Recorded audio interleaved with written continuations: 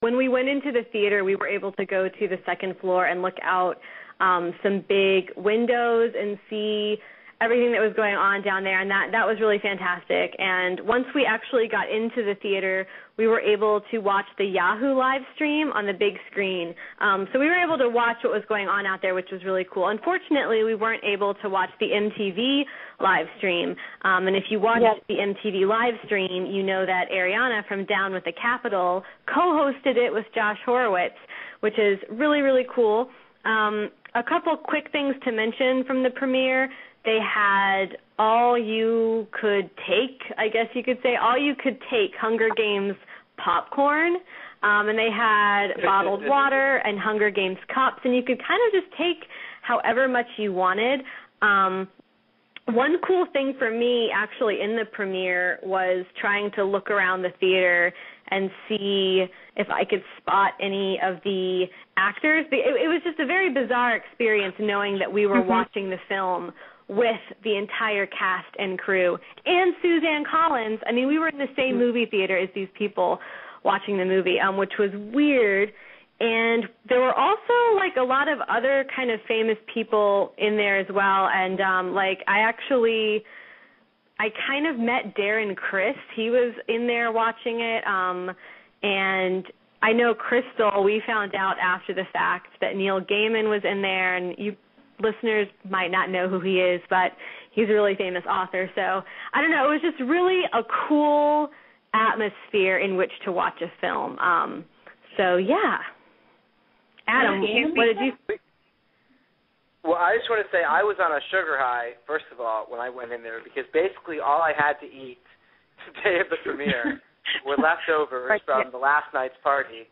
And it was all these great snack foods, including some absolutely delicious cupcakes made by our very own Crystal, who's on the show here right now. I ate about 5 of them that day. I also had a bunch of these cake balls that Mockingjay.net admin Beth Ginkle had made. So Mockingjay.net was responsible for a lot of sugar highs that were going on among people there. I just want to say that. I was going crazy, and, honestly, the popcorn giveaway was great. I ate 2 boxes of popcorn. I had plenty of water. But I guess what I would say is, and this is where, again, not to get all deep and philosophical here, but for all of us, we were so caught up, at least I was, with the hype and meeting the cast and doing these things and what was going to happen before the movie started, that it's almost like when the actual movie began, it was like, oh, my God, we're seeing the real Hunger Games movie, because I barely had time to really even think or process about that because of everything that was leading up to it. And I think, do I speak for everyone here when I say once the movie actually started, that we were just completely sucked into a whole new experience? Because I felt like I had left the world of premiere of Los Angeles of everything, and it was just me having this intimate moment with the screen, seeing this movie I'd looked forward to for so long, and so happy not to be disappointed, and then it turned out to be great. I mean, is that kind of sum up what that day was like? That's what I remember most, is just loving the movie more than anything else in the end. I guess we could talk about the introductions, too, after this in the theater. But, Theresa, I think you wanted to say something. Oh, no, I was going to say that what you said, like, being you sucked in, just you sucked in the screen. Well, Ariana and I were clutching hands for, like, a good chunk, so it was like we were together watching. And I think so a lot of the other fan sites were that way, too, holding on to someone sitting next to them or it was like, I started to choke up the moment Gary Ross walked on the stage. So, and Ariana's like, not now, trying to tell me not to cry. And then, it was like the moment, it came up and it said Lionsgate. We immediately, we weren't even looking at each other. We just grabbed hands, like, oh my gosh, this is real, So it was kind of like a joint little experience. Yeah, it was pretty awesome. They basically sat all of the fan site people together.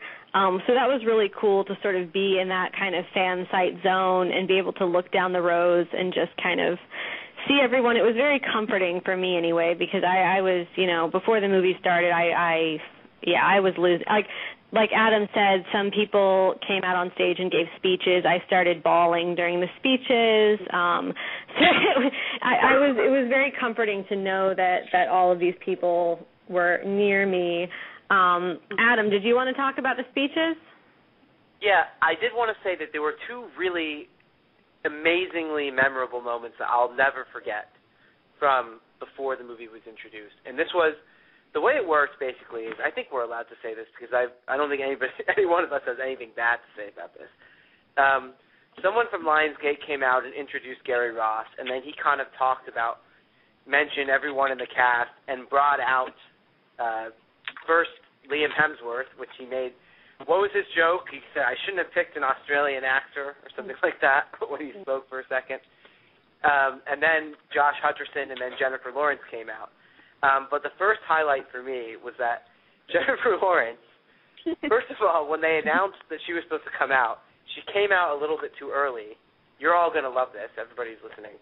She came out too early, realized it, and kind of jumped back behind the stage in a way that was so awesome. Like, it just shows that she's so down to earth and funny and quirky, just like all of us, and not this like above the world superstar. I know you felt that way, Courtney, because I know you're obsessed with her like I am. That was my favorite moment of the night, was because it was like the spotlight like went in that corner of the stage and then it went off and you just saw like the gold back of her dress like just whip around. Great. And then Courtney turned to me. Out, oh yeah, go ahead, Tiffany. Yeah. Courtney turned to me when that happened, and she was like, "Did that just happen?" Like, it was so like almost cartoony in a way of what happened. I think like Josh got like a second applause, and I guess Jennifer thought that meant, oh, I was introduced, but she wasn't introduced yet. I know. It was just so incredible. And then when she does come out, she basically, was it either on her heels or she tripped on the train of her dress, basically? She tripped on the walking train. Across. Mm-hmm. Right. So she actually tripped. Not like didn't go to the ground. It was like a mini trip. But it was so funny in a great way. Like in a, it just made you love her all that much more. Well, what happened after that.